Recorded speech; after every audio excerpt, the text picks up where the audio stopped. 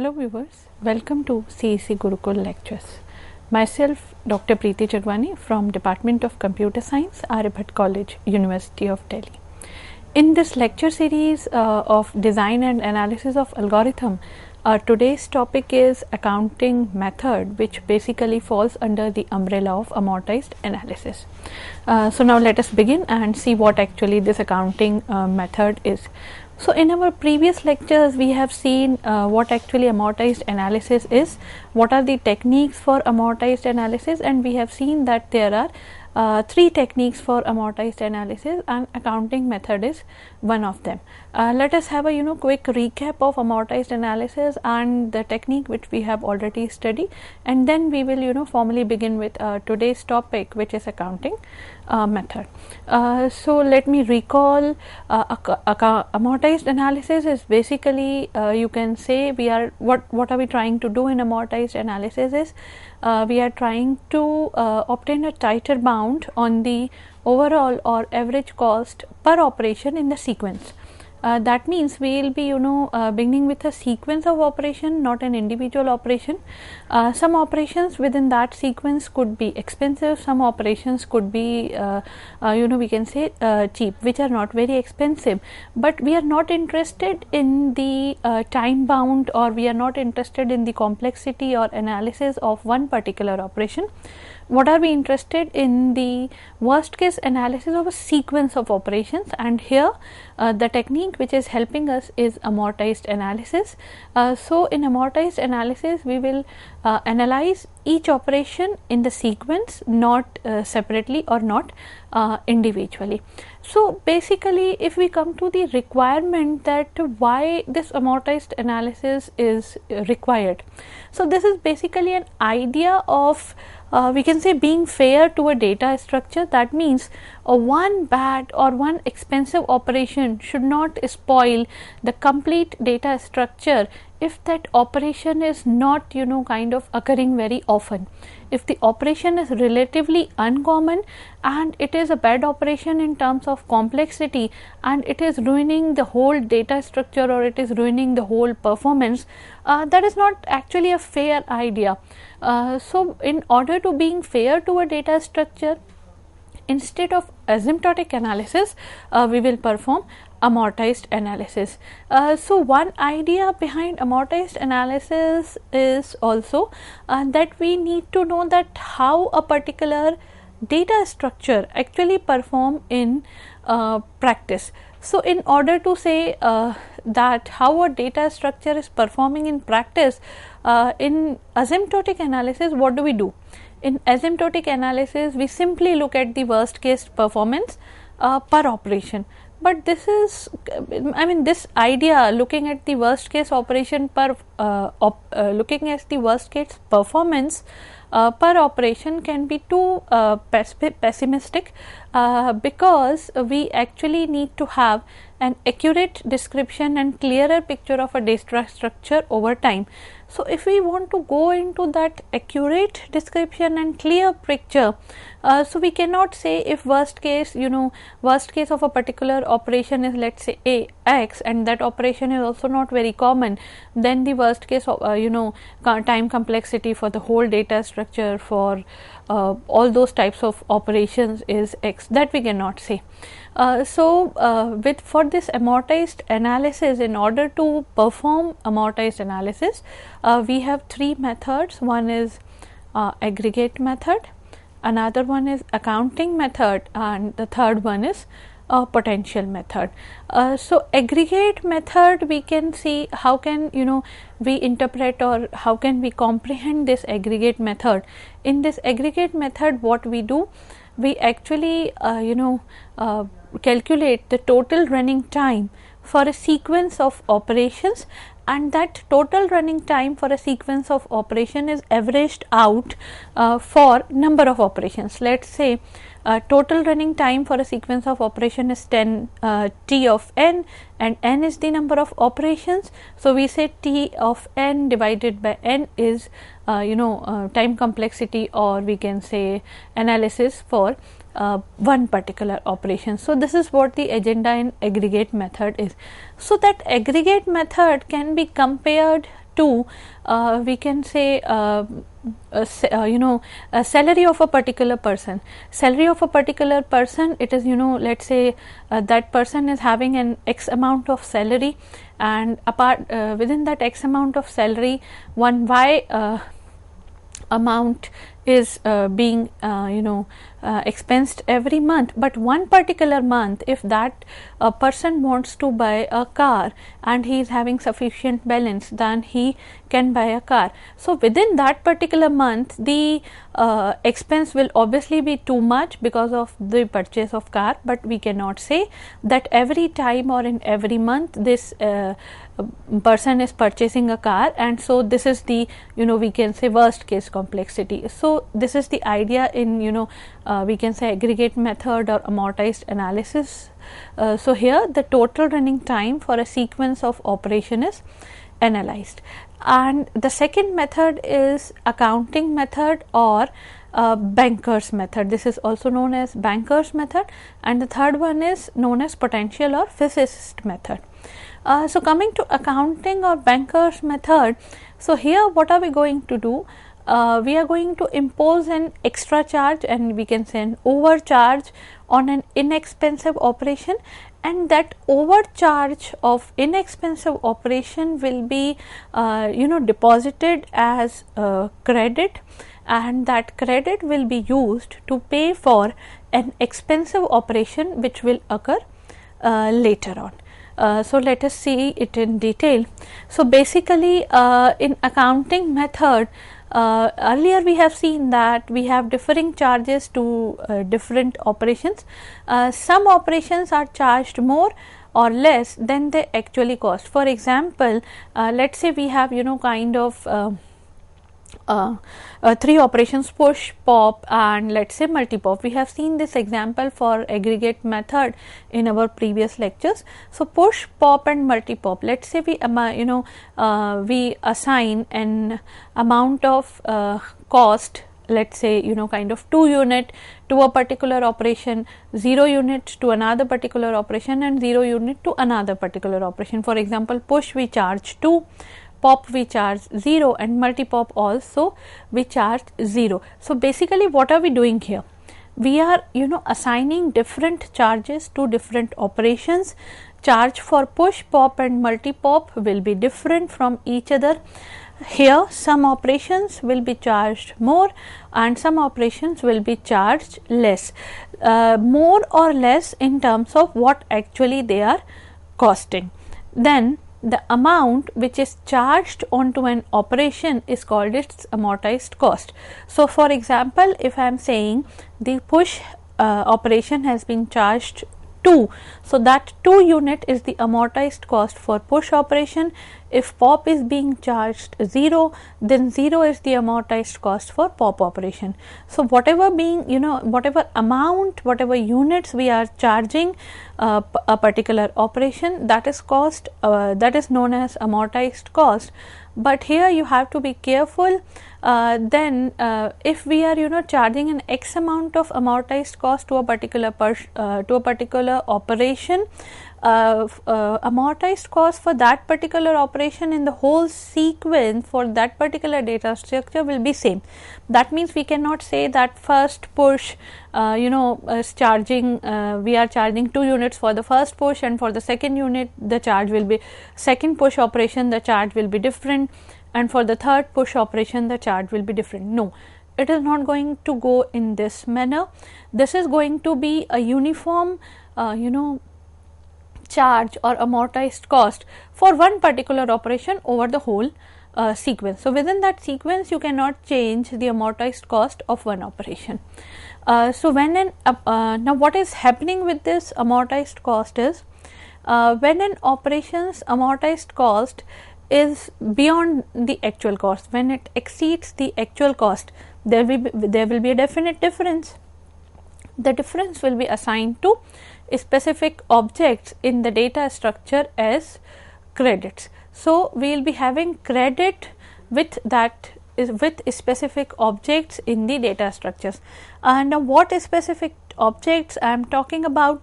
So let's say we taking the example of that stack, let's say we are talking about the numbers, so that numbers which are stored in the stack are objects, or let's say we are talking about the stack of plates, so plates, there are specific objects.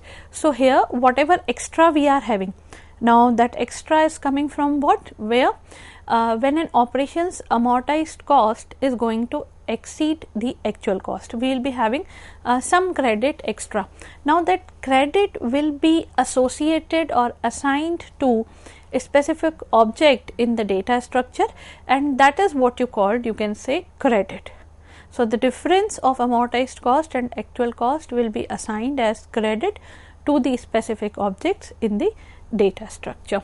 And now what are we going to do with this credit?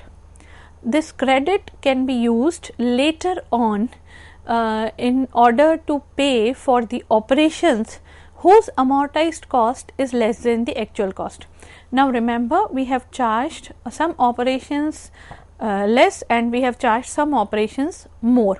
So if actual cost of the operation is more and we have charged less, the actual cost of the operation is more and we have charged less, that means amortized cost is less, we have to have more kind of expense or more credit for that particular operation, or vice versa. When amortized cost is more, which is being charged, and the actual cost is less, we will be having credit in our hand. So that credit can be used later on to help to pay for the operations where amortized cost is less than the actual cost.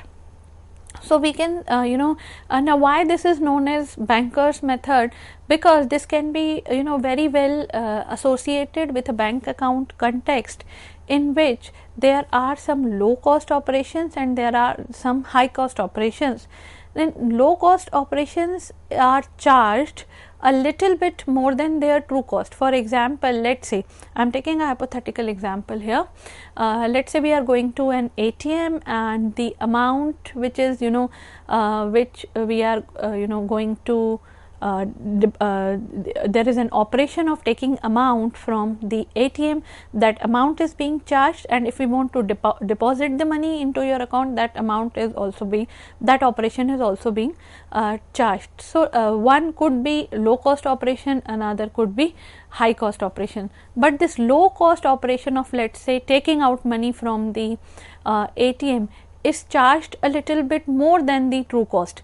So that credit which is left in the left with the account, we can say that credit will be adjusted, or that credit will be used when you do a high cost operation like depositing money into the bank. So surplus is deposited into the bank account and then it will be used at a particular point in later at a particular place at later point of time. So because of this association, this is known as bankers, this is also known as bankers method. So high cost operation can then be charged less than their true cost, and whatever is being left, whatever deficit is there, that is paid for by the savings in the bank account. This can be easily done. So this is what the idea of your accounting method is. So in this accounting method, one important thing here is noticeable is the spread of cost of high cost operation over the entire sequence. So what are we actually doing? The high cost operation, whatever charge or whatever cost we are incurring in performing that high cost operation, is not onto that particular operation only, is spread over the entire sequence of operations, and the charges to each operation must be set large enough that the balance in the bank account always remains positive. This is very, very important here. I am repeating it again.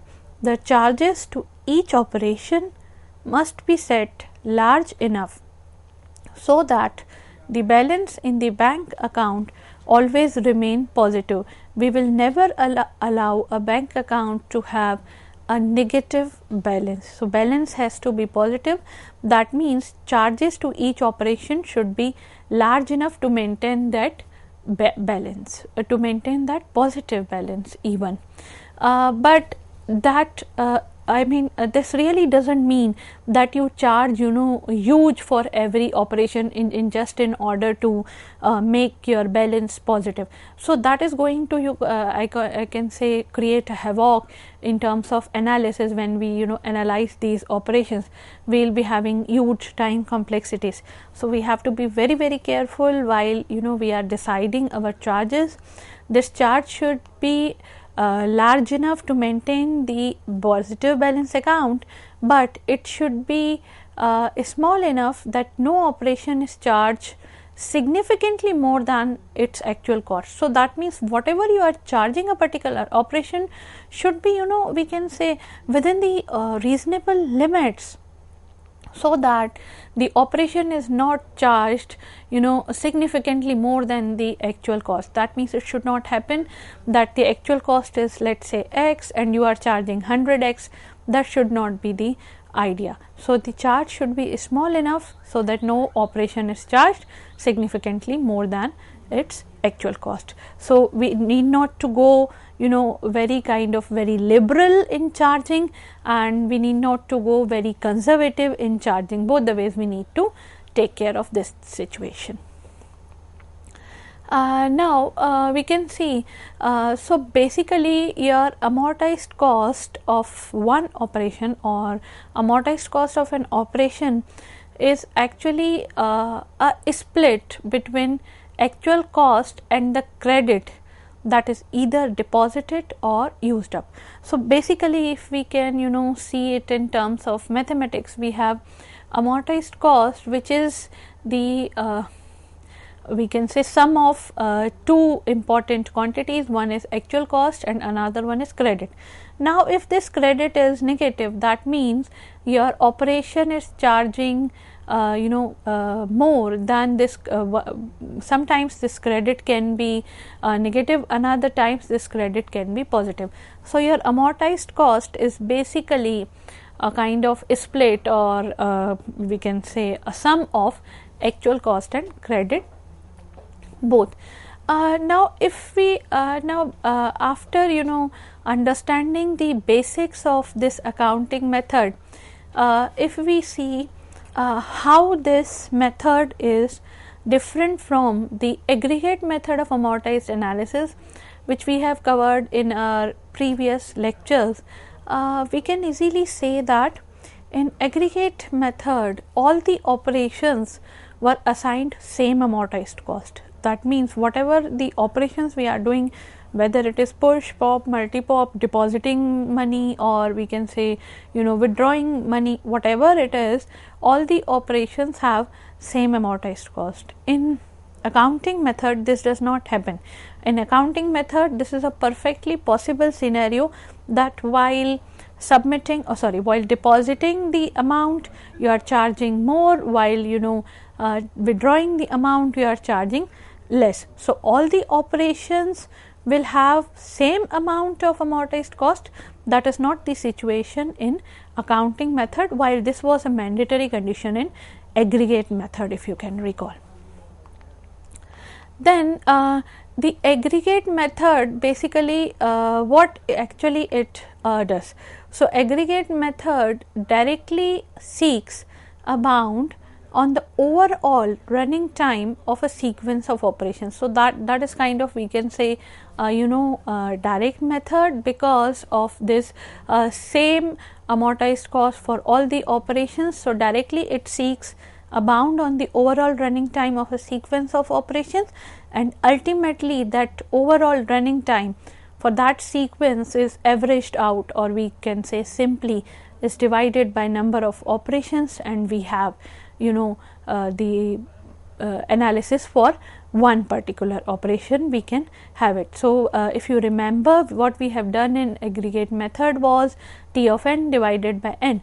So, this is what this is actually we have sought a bound on the overall sequence of operations in terms of running time, that is Tn, and we have averaged it for one averaged it over all the number of operations, and we have running time for one particular operation. So that is the difference if we consider, we can say, aggregate method and accounting method. Now coming to, as we have seen that what is in the context of accounting method, what is very important.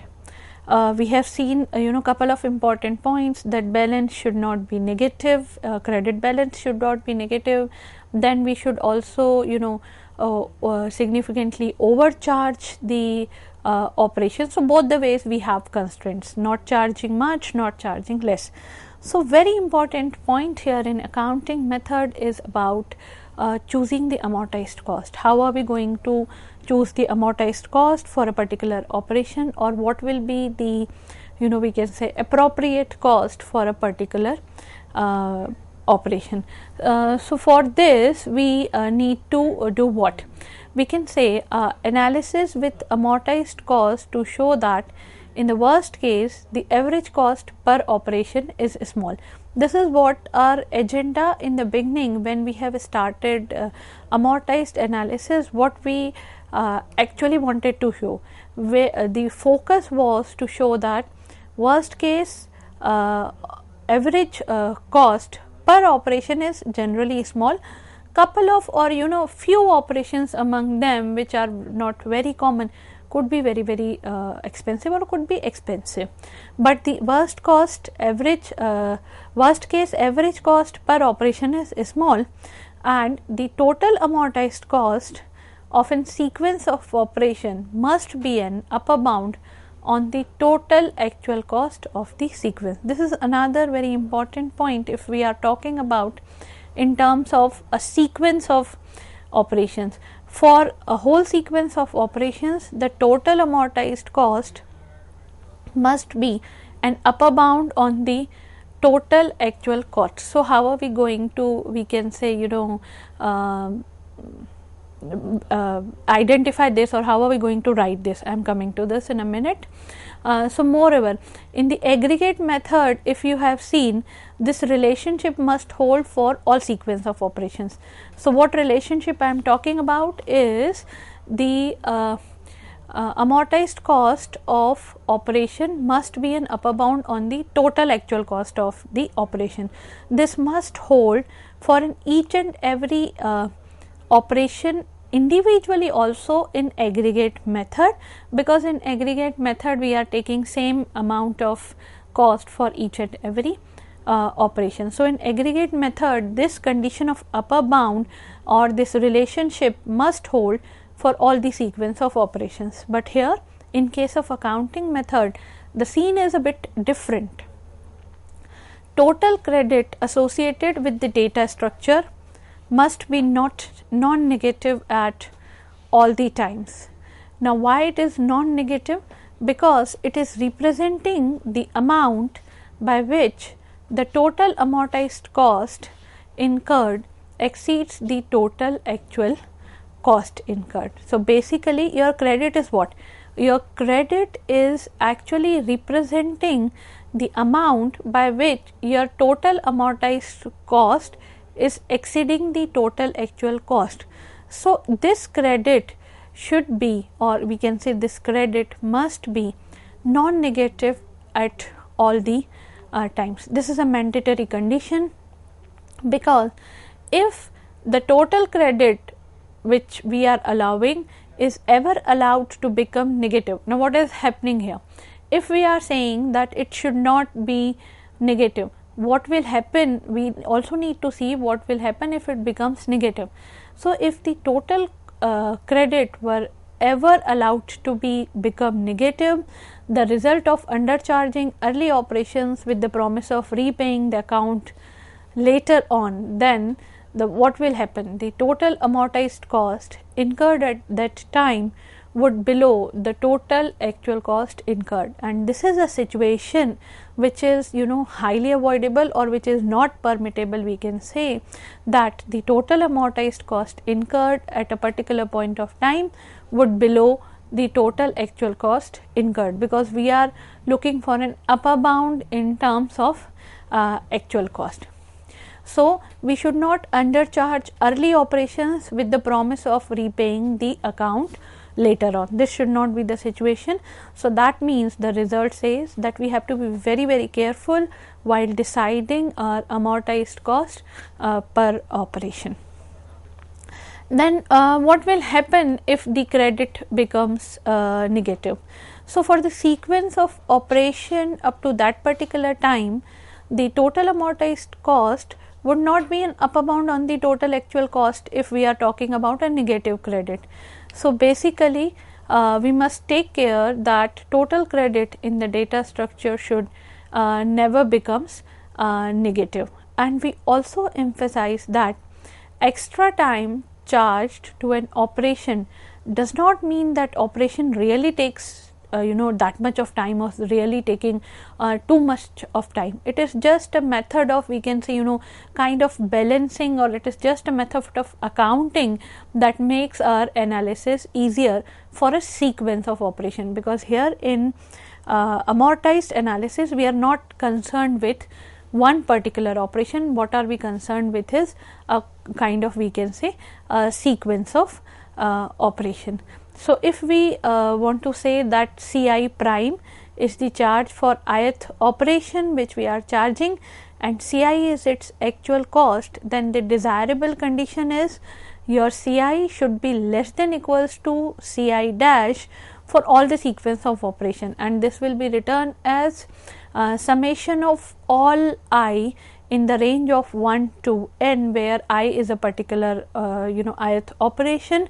So, we have I ranging from 1 to n, summation of Ci is less than equals to summation of Ci dash for I ranging from 1 to n. This is a desirable condition for us, and we need to maintain this condition in accounting method of amortized analysis. So, in this lecture we have covered the basics of accounting method of amortized analysis, and we have seen that what are the important points which we need to be careful about while choosing the amortized cost of a particular operation. Hope you have enjoyed the lecture. Thank you for a patient hearing.